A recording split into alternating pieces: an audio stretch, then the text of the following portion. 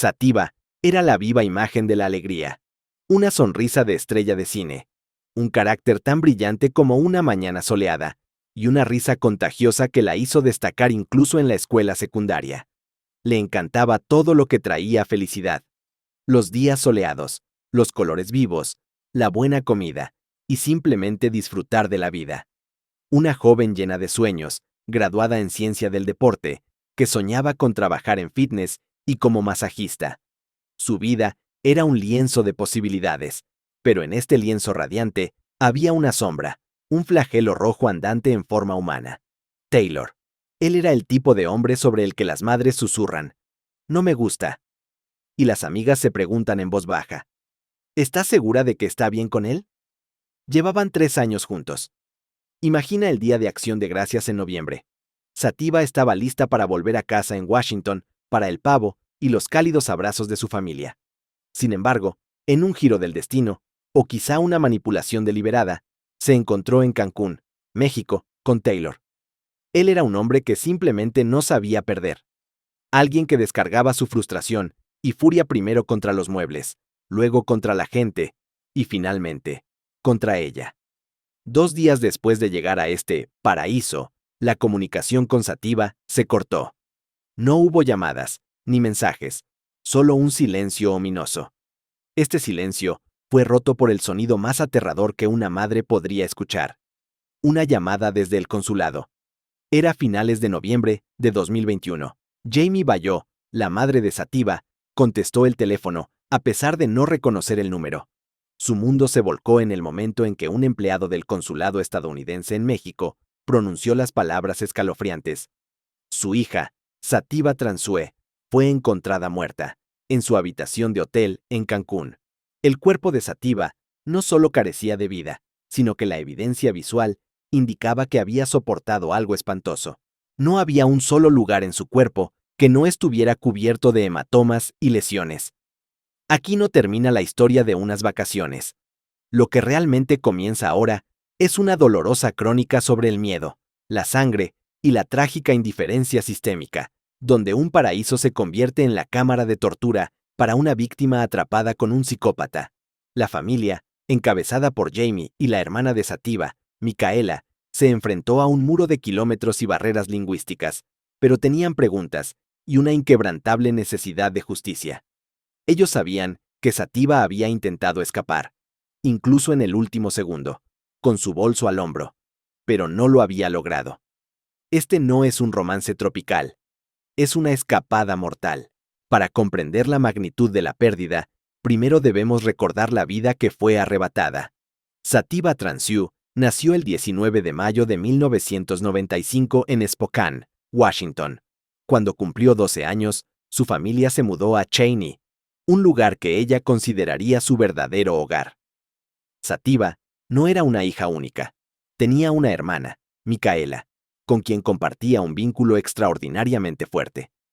Más que simples hermanas, eran verdaderas amigas. Un lazo que resistiría el tiempo y la tragedia.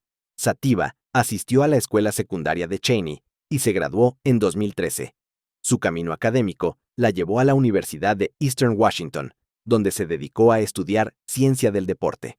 Su gran ambición era trabajar en el ámbito del fitness y el entrenamiento, además de convertirse en masajista. Su personalidad era tan luminosa que eclipsaba cualquier dificultad. En la escuela secundaria, su risa contagiosa era tan conocida que fue elegida entre las estudiantes más encantadoras. Aunque pueda sonar a cliché, Sativa era genuinamente una persona que abrazaba todo lo que inyectaba alegría a la vida. Amaba los días soleados, los colores vibrantes, las buenas películas y la comida deliciosa. En esencia, ella simplemente disfrutaba de la vida. En junio de 2017, tras culminar sus estudios universitarios, Sativa decidió mudarse a Milton, Washington. Su objetivo era sumergirse en la apertura de nuevas tiendas de productos autorizados. A pesar de que la ciudad era nueva y no conocía a nadie, su naturaleza abierta y amigable hizo que la transición fuera sorprendentemente fácil. Gracias a su carisma, Sativa rápidamente se adaptó a Milton e hizo nuevos amigos con facilidad. Fue en este nuevo capítulo de su vida impulsado por el optimismo y la ambición, donde conoció a la persona que más tarde se convertiría en su perdición. Su vibrante carisma atrajo la atención de un hombre, Taylor Allen. Se habían conocido inicialmente mientras trabajaban en Cheney. En retrospectiva, Sativa se nos presenta como el arquetipo de la víctima. Una joven con un futuro brillante, un círculo íntimo de apoyo y la intención de vivir plenamente. Su historia, antes de la sombra de Taylor, es la historia de una persona que merecía mucho más. La vida de Sativa en Milton, impulsada por un optimismo contagioso, la puso en el camino de Taylor Allen. Se conocieron mientras trabajaban juntos en Cheney, y poco después, su carisma natural capturó la atención de él. Según los conocidos de Taylor, él era, en casi todos los sentidos, la antítesis de Sativa. Ella era vivaz, llena de curiosidad y un soplo de aire fresco. Taylor, por su parte, era más reservado y contenido. Inicialmente, esta diferencia no parecía ser algo negativo. De hecho, su relación se percibía como la unión de dos mitades distintas, donde cada uno compensaba los aspectos del otro. Parecía ser un matrimonio de opuestos, un equilibrio dinámico. Pero el problema no tardó en manifestarse. Taylor sufría de una profunda e incapacitante inseguridad. Aparentemente, él no se consideraba digno de alguien tan brillante y llena de vida como Sativa, y estaba constantemente atormentado por el miedo de que ella lo dejaría o lo engañaría. Para el círculo cercano, era obvio. Taylor era un paranoico. Él mismo no podía entender el origen de este sentimiento corrosivo, pero cuando la ansiedad lo consumía, sus acciones cruzaban la línea de lo aceptable. Comenzó a monitorear las conversaciones de Sativa a través de su propia computadora portátil. Cada mensaje que Sativa recibía aparecía simultáneamente en su pantalla. Esta obsesión por el control y la vigilancia era, a todas luces, una locura. A pesar de estas dinámicas internas, Taylor mantenía una fachada impresionante. En el exterior, ante los ojos de los demás, era un joven encantador y fácil de tratar. No obstante, a puerta cerrada, se enfrentaba a serios problemas psicológicos. Esta dualidad es una señal de advertencia común en casos de violencia. El agresor oculta su inestabilidad detrás de un comportamiento socialmente aceptable. La inseguridad de Taylor se convirtió en el arma de un aislamiento gradual. Él comenzó a limitar a Sativa, a prohibirle reunirse con su familia y amigos. Y si ella se atrevía a hacerlo, él le esperaba con una escena escandalosa, castigándola emocionalmente, hasta el punto de que Sativa comenzaba a dudar si valía la pena siquiera salir. El resultado fue devastador. Ella empezó a pasar más tiempo en casa, alejándose poco a poco de sus seres queridos. La trampa estaba lista. El aislamiento y el control ejercido por Taylor sobre Sativa eran ya suficientemente difíciles de soportar. Pero la situación empeoró dramáticamente cuando Taylor comenzó a consumir sustancias ilícitas. Este factor solo sirvió para amplificar su paranoia y sus celos hasta niveles insostenibles. La angustia de Sativa era palpable. En una ocasión, mientras hablaba con una amiga, describió a Taylor, en esos momentos de descontrol, como literalmente una bestia. Era evidente que Sativa se encontraba en una situación desesperada, pero Taylor se hallaba en un pozo aún más profundo de inestabilidad. Además de sus problemas psicológicos, Taylor estaba involucrado en la venta de estas sustancias, un negocio que le valió varios encuentros con la policía. Su detención por distribución supuso un colapso definitivo en la ya fracturada dinámica de su relación. A pesar del creciente cerco de Taylor, Sativa todavía tenía un contacto con el mundo exterior. Su hermana Micaela. Micaela visitaba con frecuencia, aunque Taylor nunca se dignaba a aparecer durante esas visitas. La evidencia silenciosa de la vida de Sativa con Taylor era aterradora. Micaela no podía ignorar los enormes agujeros en las paredes, las estanterías rotas, las mesas partidas y los cristales esparcidos por doquier. Era la crónica de la furia de Taylor, grabada en el mobiliario de su hogar. Micaela comenzó a sospechar seriamente que algo terrible estaba ocurriendo a puerta cerrada. Sin embargo, Sativa, atrapada y aterrorizada, intentaba encubrir constantemente la verdad, minimizando o negando la violencia. Taylor había logrado destruir por completo su relación. Sativa se sentía en una trampa, obligada a ocultar los estallidos de Taylor, incluso cuando lo único que deseaba era escapar. Pero cada vez que ella insinuaba la posibilidad de irse, él recurría a la manipulación más cruel. La amenazaba con quitarse la vida si ella lo abandonaba. Esta táctica de coacción la mantuvo prisionera, consolidando su aislamiento y prolongando una agonía que, para Taylor, no era más que una lucha contra sus propios demonios internos. La casa que Sativa y Taylor compartían se había convertido en un campo de batalla y un monumento silencioso a la furia incontrolada. Cuando Micaela, la hermana de Sativa, visitaba, se enfrentaba a la evidencia física de la agresión de Taylor, aunque él convenientemente se ausentaba durante las visitas. Ella notaba los grandes agujeros en las paredes, las estanterías rotas, los restos de mesas partidas y los cristales esparcidos por todas partes. Era la cruda manifestación de cómo Taylor lidiaba con sus frustraciones. La violencia siempre era la primera respuesta. Micaela sospechaba con razón que algo grave estaba sucediendo. Sin embargo, Sativa, abrumada por el miedo y la obligación, siempre intentaba ocultarlo todo, negando o minimizando el alcance real de la violencia. Taylor había logrado aislar a Sativa y destruir la relación, dejándola en un estado de indefensión total. Sativa se sentía completamente atrapada. No solo se veía obligada a encubrir los arrebatos violentos de su pareja, sino que cualquier mención de una posible ruptura era recibida con una amenaza devastadora. Taylor amenazaba con quitarse la vida si ella lo dejaba. Este chantaje emocional la obligó a permanecer a su lado, cubriendo sus locuras incluso cuando soñaba desesperadamente con escapar. Llegó noviembre de 2021, y con él, el Día de Acción de Gracias. Sativa había estado mucho tiempo sin ver a su familia y anhelaba ir a casa. Sin embargo, Taylor tenía otros planes y quizás intenciones más oscuras. Él organizó un viaje a Cancún, México, programado precisamente para la misma fecha en que Sativa planeaba visitar a sus seres queridos. Nadie pudo confirmar si fue una simple coincidencia o un acto calculado, pero muchos sospecharon que Taylor, consciente del aislamiento en el que la había sumido, la había forzado a elegir el viaje con él sobre el encuentro familiar. Sativa, sintiéndose acorralada, finalmente cedió. Amaba Cancún, era su destino de vacaciones predilecto, y algunos pensaron que Taylor lo eligió justamente por eso. Sabía que ella no podría negarse. Esta decisión, tomada bajo coacción, marcaría el inicio de un viaje sin billete de vuelta. Cuando la noticia del viaje a Cancún se difundió, amigos y familiares de Sativa se sintieron conmocionados. No era el destino lo que les preocupaba, sino la persona con la que iba. Stacia Shirley, una de las exjefas de Sativa y Taylor, compartió una anécdota que pintaba un retrato vívido del temperamento explosivo de Taylor.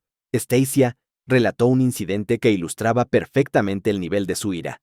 En un momento de frustración, mientras intentaba montar un escritorio de trabajo, Taylor simplemente lo destrozó con un mazo.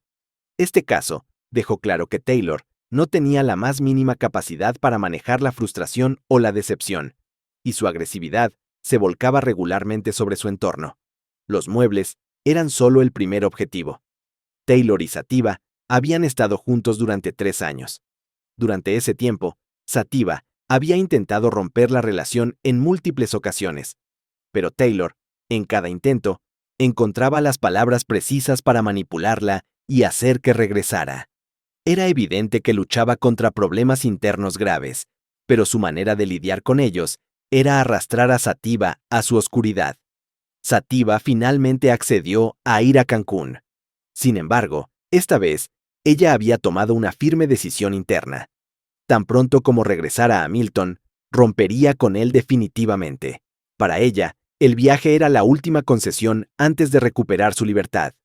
Pero ese regreso nunca ocurriría, al menos no en vida. El 25 de noviembre de 2021, Sativa y Taylor partieron hacia Cancún. De una manera que se había vuelto típica para Taylor, él no pudo mantener la calma, ni siquiera durante el check-in en el aeropuerto, provocando ya una pelea. La quietud y la tranquilidad eran conceptos ajenos a él, y las vacaciones comenzaron inmediatamente bajo una densa tensión nerviosa. Antes de volar, Sativa le envió a su hermana Micaela un mensaje de acción de gracias y una declaración de amor. Luego, las redes sociales se llenaron de fotografías, paisajes soleados, la sonrisa de Sativa, la alegría del clima cálido. Parecía disfrutar del viaje, pero ese breve respiro de normalidad estaba a punto de terminar. Solo 2 días después de su llegada a Cancún, la comunicación con Sativa se interrumpió abruptamente. Ella, que solía mantener un contacto constante, enviando mensajes, fotos y detalles de sus vacaciones, dejó de responder. Su teléfono enmudeció. La preocupación se disparó cuando uno de sus amigos compartió una noticia escalofriante. Sativa había alcanzado a escribir que ella y Taylor habían tenido un conflicto que escaló a una pelea física tan grave que Sativa había sufrido lesiones que requerían suturas. La familia y los amigos entraron en pánico. La situación nunca había llegado tan lejos, y nadie entendía cómo la dinámica había empeorado tan rápidamente. Intentaron llamarla y escribirle sin éxito. Días antes, sin embargo, la pareja había sido vista en un restaurante la noche del 26 de noviembre, donde los testigos afirmaron que todo parecía tranquilo entre ellos. Pero esa calma fue efímera. Después de la cena, se dirigieron a un bar. Sativa bebió un poco, y en algún momento se dio cuenta de que Taylor estaba coqueteando descaradamente con otra mujer. Este acto, realizado abiertamente frente a ella, la hirió y la enfureció. Después de todas las dificultades que habían superado, y a pesar de sus intentos de dejarlo, todo parecía haber sido en vano. Cuando fue descubierto infraganti, Taylor, de 31 años, reaccionó como un niño caprichoso. Armó un escándalo, arrojó objetos y causó un verdadero desorden. El personal de seguridad del bar le pidió que abandonara el local. En el camino de regreso al hotel, Taylor se comportaba de forma errática, saltando sillas y vallas, cayendo de bruces y actuando como un maníaco. El personal del hotel incluso le pidió a Sativa que no lo dejara salir de la habitación hasta la mañana. Una vez que regresaron a su suite, la recepción comenzó a recibir llamadas sobre gritos de mujer que provenían de su habitación. El personal subió al cuarto piso y se encontró con una escena inquietante. Sativa estaba frente a ellos con una herida profunda en la barbilla, de unos 4 centímetros de largo. Aunque la secuencia exacta de lo ocurrido sigue sin estar clara, era obvio que una pelea había estallado, y Sativa había resultado gravemente herida, necesitando puntos de sutura. Sativa fue llevada al vestíbulo para ser atendida por un médico. Mientras tanto, Taylor se había arrastrado por la ventana de la habitación y yacía cerca de los aires acondicionados. Estaba claramente fuera de sí, murmurando sobre saltar del balcón y diciendo que no entendía dónde estaba. El personal llamó a la policía, pero antes de que llegaran, Taylor fue llevado de nuevo a la habitación. Trágicamente, la policía nunca habló con él ni con Sativa. Si lo hubieran hecho, la historia podría haber tomado un camino diferente. Mientras suturaban la herida de Sativa, de 4 centímetros en el mentón, ella insistía repetidamente que se había caído sola. Negaba que Taylor la hubiera golpeado y aseguraba que se amaban. Esta negación es un mecanismo de defensa bien conocido en el ciclo del abuso, impulsado por el miedo, la vergüenza o la coacción. Según el médico del hotel, él le ofreció a Sativa pasar la noche en otra habitación. Sin embargo, Sativa supuestamente lo rechazó. Micaela, la hermana de Sativa, se indignó más tarde ante esta versión.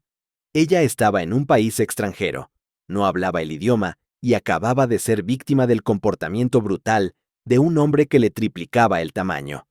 Micaela creía que su hermana estaba tan aterrorizada que ni siquiera había comprendido completamente la oferta del médico, o no se había atrevido a aceptarla. Después de recibir la sutura, llevaron a Sativa a una habitación diferente, ubicada en el primer piso.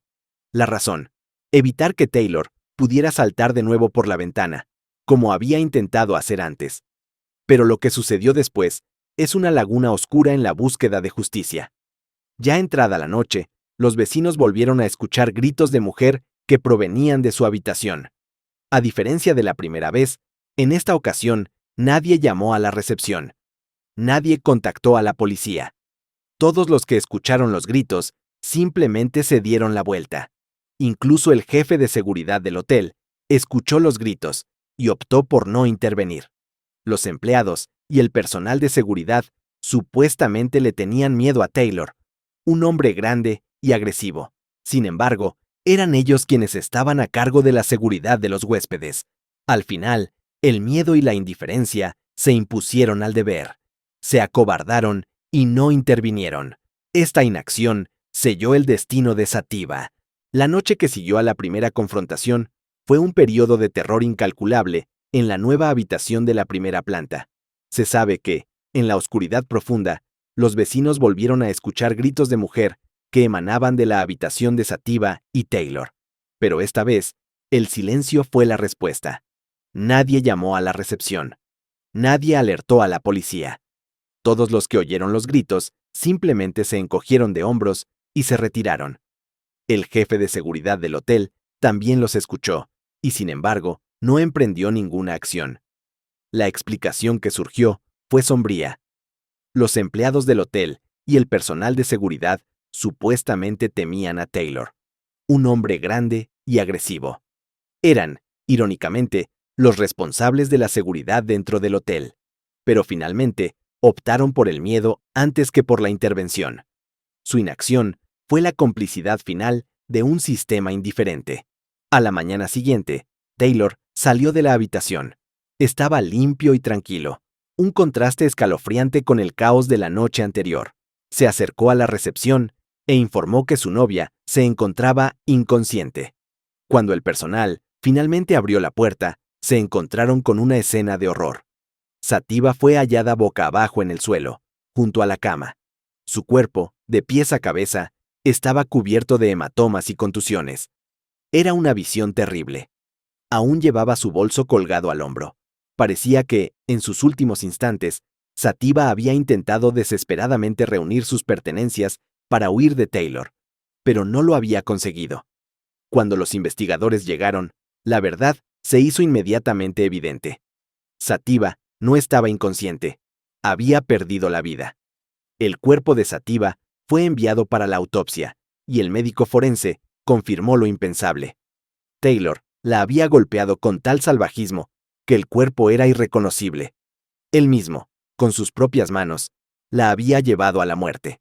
En el cuerpo de Sativa encontraron numerosas señales de que intentó defenderse, pero Sativa apenas pesaba unos 63 kilos, mientras que Taylor superaba los 115 kilos. Estaba completamente indefensa ante un hombre mucho más grande y cruel. Su fallecimiento fue tan doloroso y trágico que sus seres queridos siguen sin poder asimilarlo. Ahora, con la evidencia en mano, la policía tenía que encontrar al criminal. Las declaraciones de los testigos y los eventos que precedieron a la tragedia no dejaban lugar a dudas. Señalaban a Taylor Allen, quien fue arrestado inmediatamente. Tras el descubrimiento del cuerpo de Sativa, cubierto de hematomas, y la autopsia que confirmaba la brutalidad del asesinato, Taylor Allen fue inmediatamente detenido por las autoridades mexicanas. Pero la tragedia para la familia Transú no terminó con la detención de Taylor. Apenas comenzaba una ardua y dolorosa batalla por la justicia. El primer obstáculo fue la repatriación del cuerpo de Sativa, un proceso costoso y burocrático en un sistema legal extranjero. La familia se vio obligada a recurrir a una campaña de recaudación de fondos, GoFundMe, para poder traer a su hija y hermana de vuelta a casa y darle un entierro digno. El proceso legal en México fue, como es habitual en estos casos, lento y frustrante. Taylor fue acusado de asesinato. La familia de Sativa, liderada por su madre Jamie y su hermana Micaela, esperó meses y años para que la justicia se pronunciara. La fiscalía solicitó una pena de 50 años de prisión para Taylor, con la esperanza de que pasara el resto de su vida entre rejas, pagando por el mal irreparable que había causado. Mientras tanto, surgieron sospechas de que Taylor no había actuado solo en el caos post-crimen. Micaela sospechaba firmemente que Rose Duran, la madre de Taylor, había aprovechado la situación.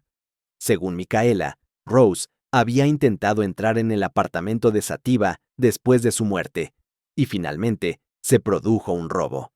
Faltaban objetos de valor, incluido un cofre y las llaves de los 2 coches de Sativa.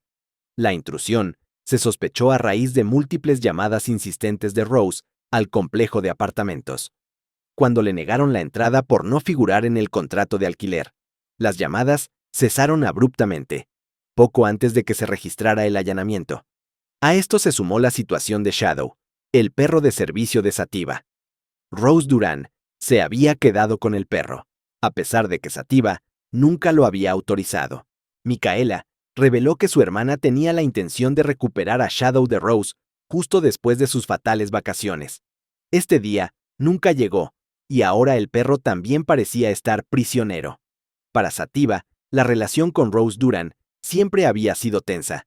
Creía que Rose ejercía un control constante sobre Taylor e intentaba manipular a la pareja para que se mudaran cerca de ella. Esto reforzó la convicción de Micaela de que tanto madre como hijo debían rendir cuentas por sus acciones.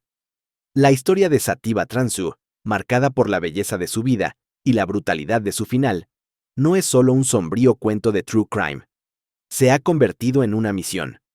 Micaela ha hecho de su objetivo ayudar a otras mujeres atrapadas en relaciones abusivas, para que reconozcan las señales de advertencia y busquen ayuda antes de que sea demasiado tarde.